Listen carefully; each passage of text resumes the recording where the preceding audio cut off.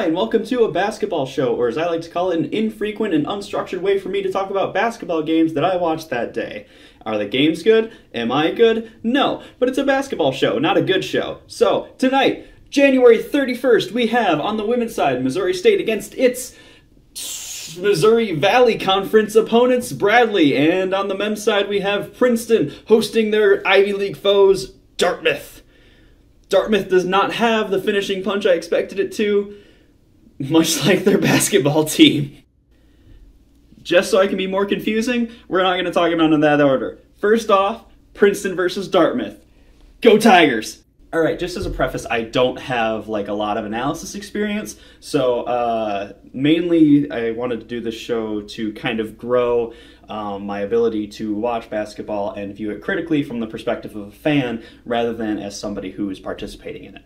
So, without further ado, Princeton versus Dartmouth. So, I don't remember the final score, but Princeton won. Go Tigers. And if I had any way to describe Princeton versus Dartmouth tonight, it would be milquetoast. It was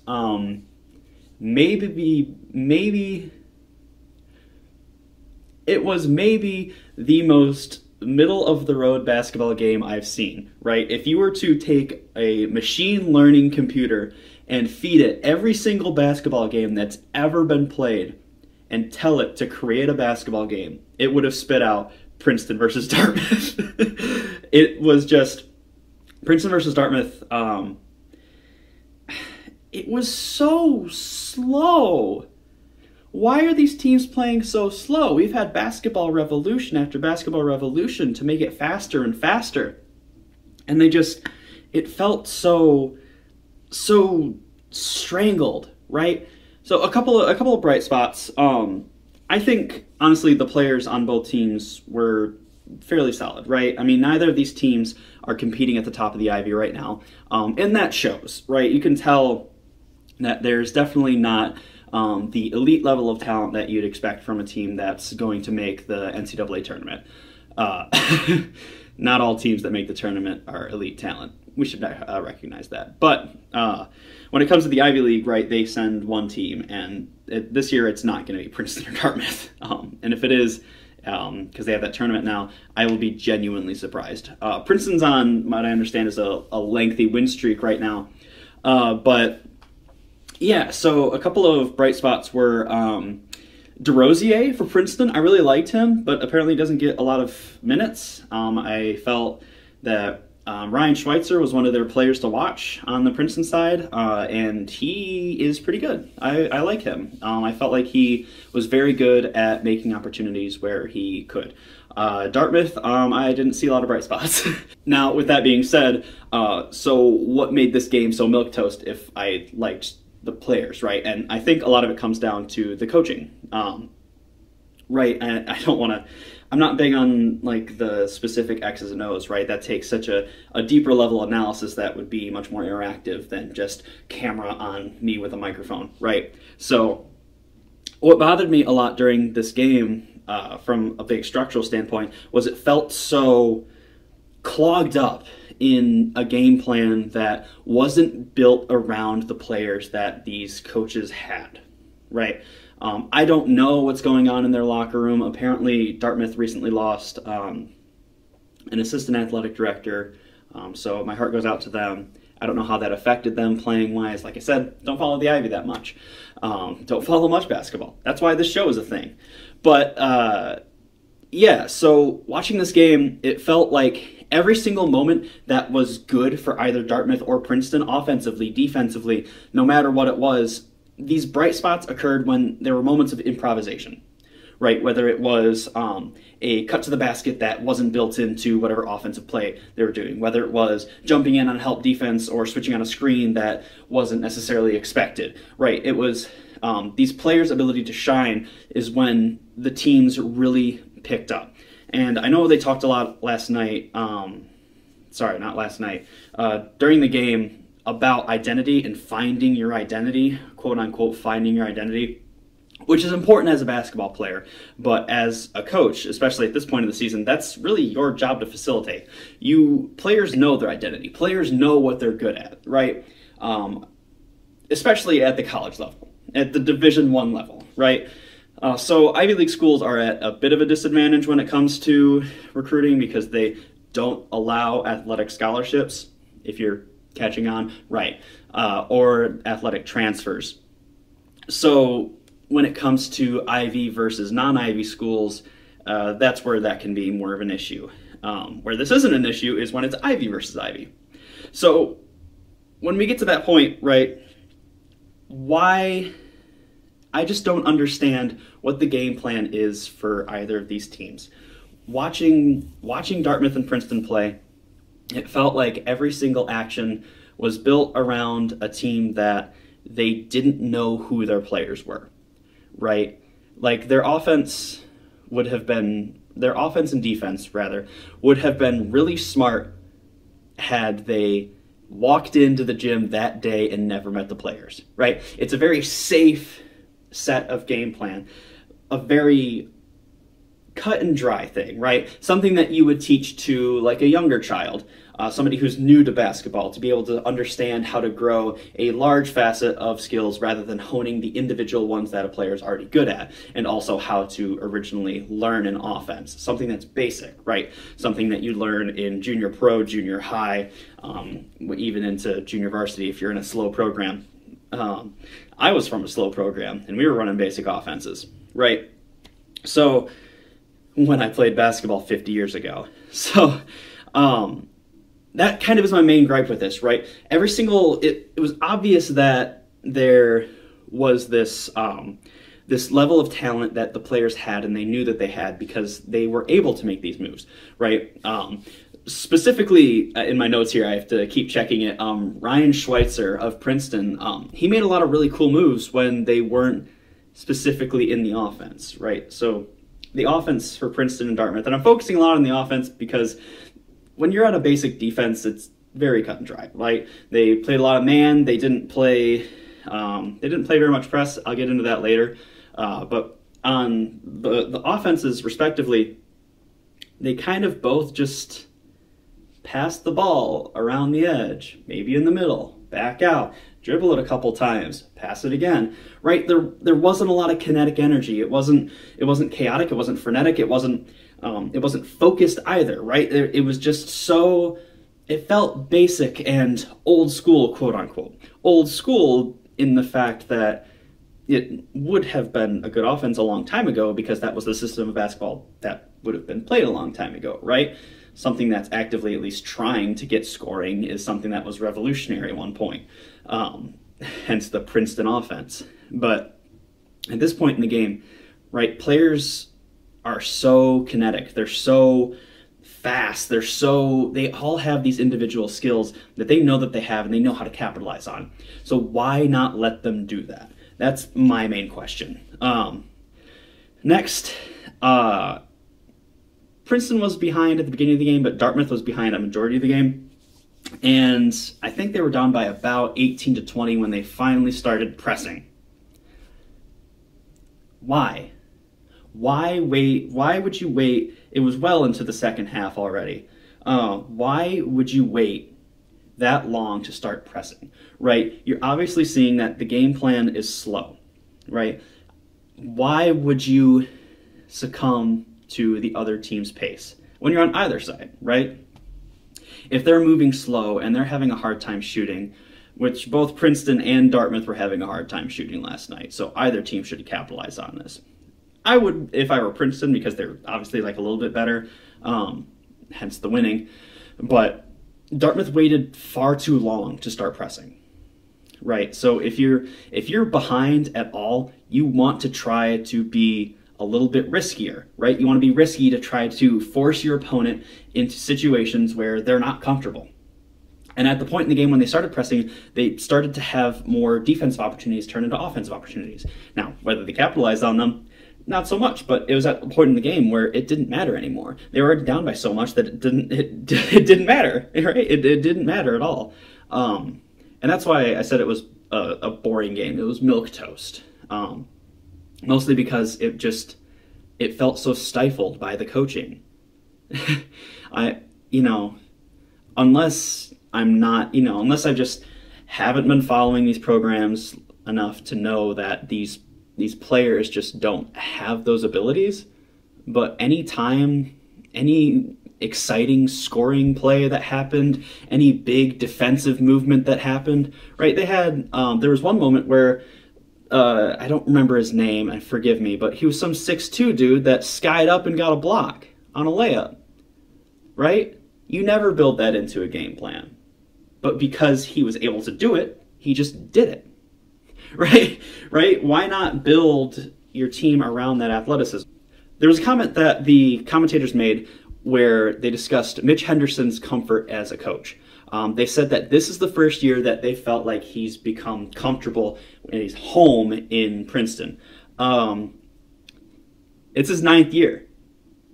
How do you spend 8 years coaching somewhere not being comfortable, right? And maybe this was just a misspeak from the point of the commentators, right? I watched this on ESPN Plus. They obviously don't put the A team on Ivy League, but honestly, like, they're obviously knowledgeable enough to be on ESPN, right? I don't know. From what I saw, I can believe it, right? Like, this guy isn't comfortable. You know, I mentioned earlier about how the Ivy League has a little bit harder time recruiting people. But if you're a coach, you're doing the recruiting. You know what the players are, right? He didn't just show up day one and they said, here's your team. He recruited these players. He knew what they were coming in, right? And same for Dartmouth. You know these players coming in. And when you're in Ivy League conference play and it ultimately doesn't matter that much because there's a tournament, you got to start taking those moments and capitalizing, right? Take risky moves so that you can build some chemistry and spark on your team. Build on skills that those individuals have, right? Get the shooters to shoot more. If maybe a guard isn't very good at passing, build in extra dishing maneuvers so that they get better in a game experience, right? When you're in conference play in a smaller conference like the Ivy, that's the perfect opportunity to hone those skills. You're not overmatched. You're not undermatched. That's the way to do it. You're not facing a D2 school where you can really focus on the individual aspects of the game. You're not facing a bigger Power 5 conference school where you have to play safe so that you can just give your guys some experience. The Ivy League, when you're in a small conference like that, you have the opportunity to really focus on the individual player aspect, right? Get in there. Why would you ever game plan to be that safe, right? God, I love basketball, right? I'm saying right a lot. I love basketball. I get angry talking about basketball when it's not done well, right? I don't think the level of play that I saw between Princeton and Dartmouth is reflective to the individual player talent. Seriously. I think what is most reflective of that is the fact that the first free throws shot in the game were with like 3 minutes left in the game. I don't remember the exact statistics. I didn't write it down in my notes on here, but why not play aggressive, right? We live in a basketball age where it's very cut, go, right? It's not slow. Why be slow if you're trying to keep up and be relevant, right? Especially in this context. You don't need to be slow. If you're against a school that's outmatching you, right, either over or under, you can go slow to really control the pace of the game. But if you're evenly matched and you have a chance to win it, be risky, right? Be fast. Take your players. Your players are your most valuable asset. I subscribed for a long time to the theory that players were pawns in a coach's chess game, right? But I think it's a little bit more nuanced than that. I think a more appropriate metaphor would be their chess pieces for a coach's game, right? So some players are pawns, some players are rooks, some players are bishops, some are queens, some are knights. You have to take your players that know what they can do and put them in situations where they can succeed, right? You can't put a bishop in a matchup against a rook where your bishop is in line horizontally, right? I'm not very good at chess. I'm not very good at chess. You can't put your players in positions where they're ultimately not going to grow. Your job as a coach, as a game planner, as a developer, is to grow your players, right? I mean, it's to win games, but in the grand scheme of things, you want your players to grow so that you can win games. Especially with an Ivy context, you're going to have players for like 4 years. You know, there's not a lot of one and dones in the Ivy League, so go for it. Yeah, yeah. So those are kind of my main thoughts of the game. I think it would be intriguing to watch Princeton and Dartmouth play better teams, right? Because I don't think either of them are particularly good, and I'm curious as to how they would game plan against better teams. So on the first, they said last night Princeton's playing Harvard. I might want to check that out. Maybe you want to check it out too and see what you think. Maybe you saw something different. If you happen to watch Princeton versus Dartmouth, let me know. Maybe I'm an idiot. I fully accept that. But yeah, I get it. All right, gonna bookend that very lengthy rant about player development with some nitpicky things that I put down in my notes. I thought it was really funny that the halftime sponsor for the Princeton versus Dartmouth game was a local ironworkers union, which great, pro-union all the way. But it's just funny that it was a local union. Another nitpick I wanted to talk about is the Princeton coach, Wiley Wenderson, whatever his name was. He wore an orange and blue tie, which orange and blue, best combination of colors. You can see by my myriad of channel art. But he wore a blue suit with it. Great. But the blue on the tie and the blue from like the suit jacket weren't the same shade of blue. Which, like, all right, you know, if it's happenstance, you make a mistake, whatever. But if you're going to be a professional, like, you see in the mirror what you're wearing, just match up the colors or do, like, a black jacket or something. Come on, dude. Seriously. Oh, God.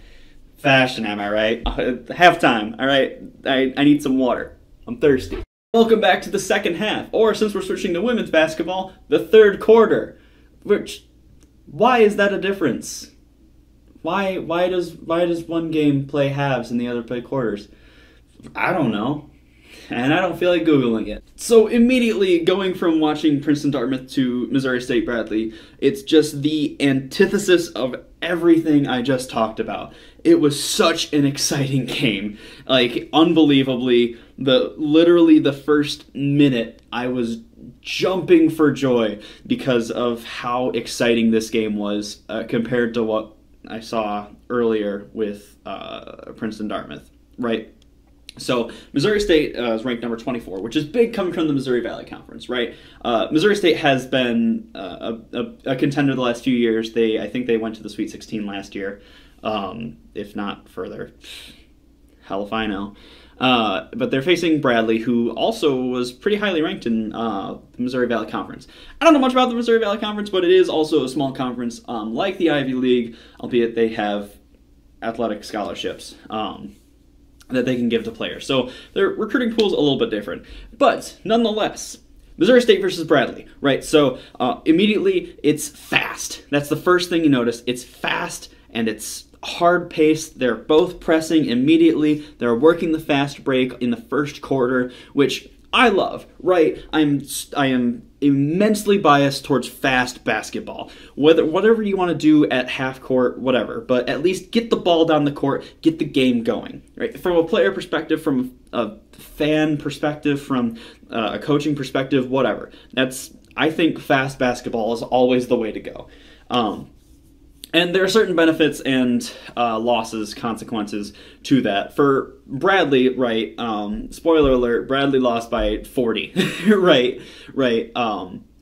But just to focus on the beginning of the game, right, Bradley knows that Missouri State's very good, right? Bradley's also good. So there's not much of a talent gap, but there is a little bit of one.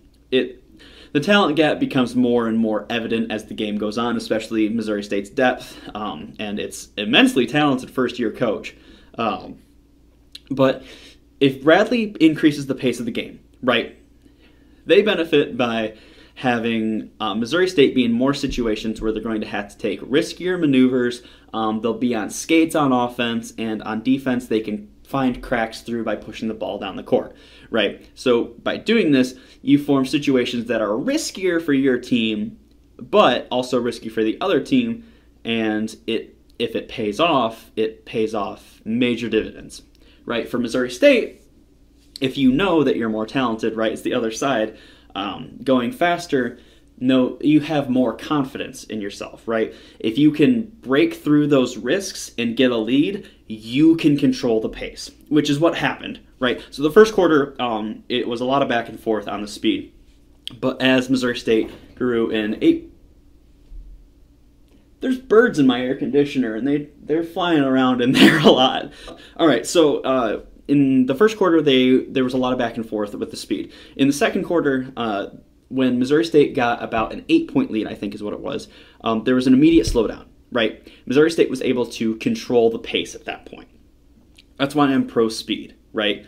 Once you win the speed battle, you control the pace. So Missouri State, they'd still push the ball down the court to get to half court, and then they'd start to run the clock once they get to half court. And, you know, Bradley's a good team.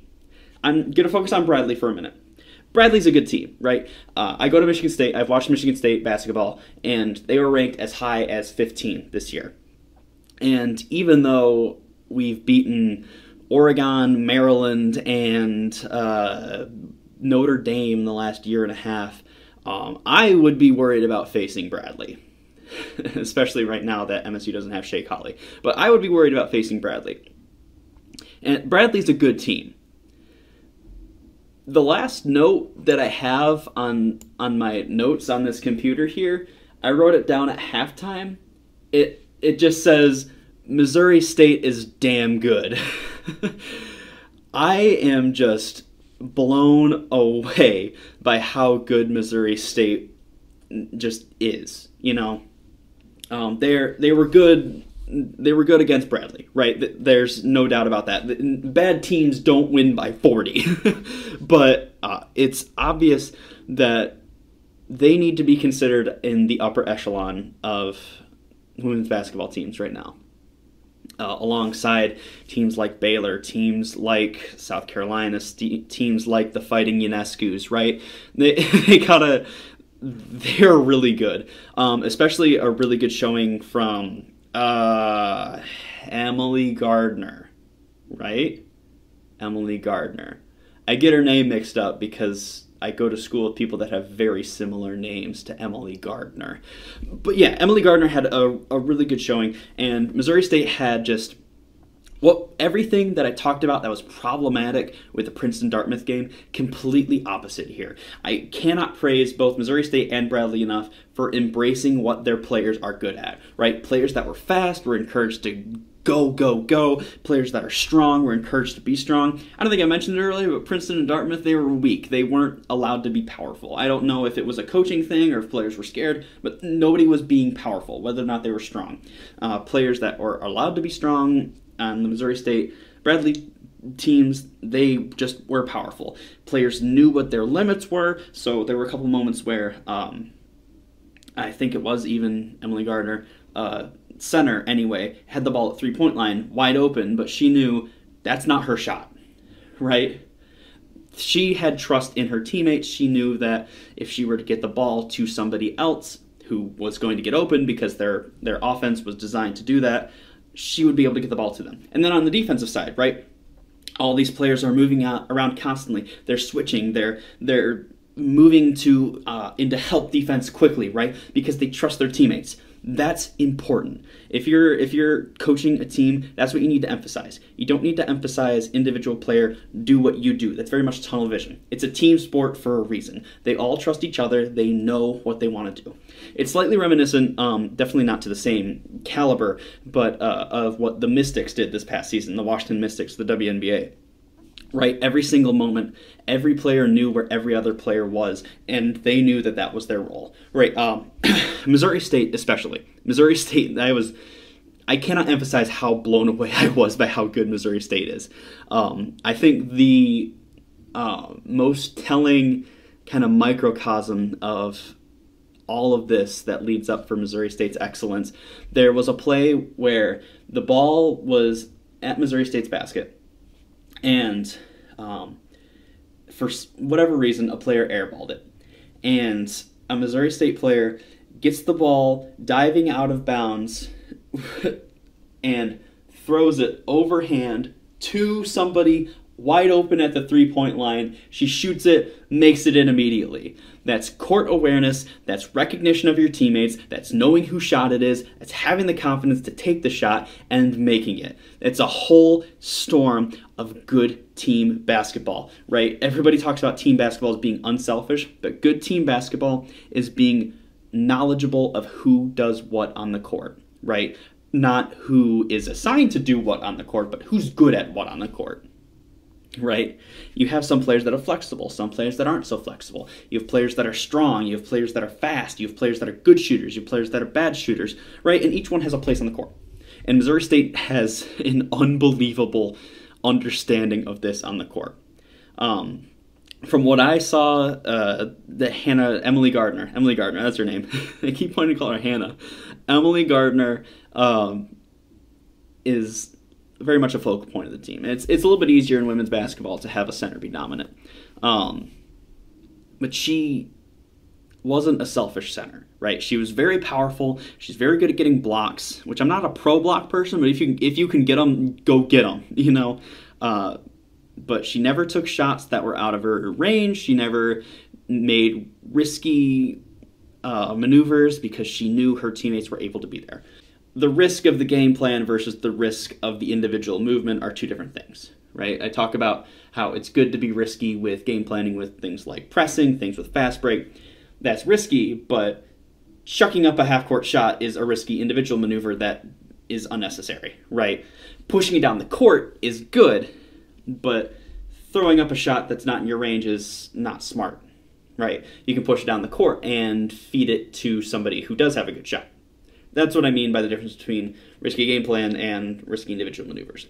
Missouri State had a good idea of understanding how to be risky with game plan, but knowing where to push it out and be smart with maneuvers. Definitely a statement in the Missouri Valley Conference race. They lost the other day, a last-second basket. I don't know how a team in the Missouri Valley Conference beat Missouri State, but it's incredible. Yeah, I would seriously watch out for both of these teams come tournament time.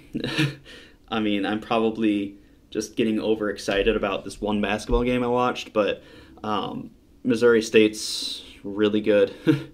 I'd consider them going pretty far, and I think Bradley could be around a 32 at least team. Out of a small conference, that's a big deal, having more than one team be that good. But the Missouri Valley Conference, it has a lot of really good talent this year. Just seeing like their standings and like their statistics that were coming up during the game, there's a lot of talent there. Or I'll use the color commentator's words: the Missouri Valley Conference is thick this year. But yeah, a couple nitpicks like I had with the other game. They were playing on a court that had like the 3 different three-point lines. What's the point? I mean, it's a whole other conversation to talk about the distance of three-point lines between the men's and women's games. Aren't they standardized now? Why are there 3 lines? There's not high school players playing in this court. There's not NBA players playing in this court. There's not. They probably have the FIBA International one. What's the point? Why have that many lines? It's just confusing. I mean, the players obviously they know they're knowledgeable enough, but it's just confusing to me. Take my needs into consideration. My other complaint is Missouri State's the Lady Bears for their women's team. I never understood the difference, right? Why are the men the bears and the women the lady bears? Why, if you're going to gender your mascot, why is it not the man bears and the lady bears, right? it doesn't make any sense, right? Are you gonna put lipstick on your mascot costume? What's the point? What's the point of gendering it, right? It's the same school. You're a part of the same team. Why gender it? If you're gonna make them the Lady Bears, you might as well just make them Butch. Okay, that's, I think, all of the exposition I'm just going to spill out about basketball today. Let me know how I can improve my critique, what I can do to improve audio or camera or the desk, or don't comment on my face. I know it's ugly. But let me know what can be better about a basketball show, because I'd like to do this more often, because I like talking about basketball, whether or not I'd be smart about it. So let me know. Thanks for watching and listening and all of that, and I hope to see you again soon. Bye!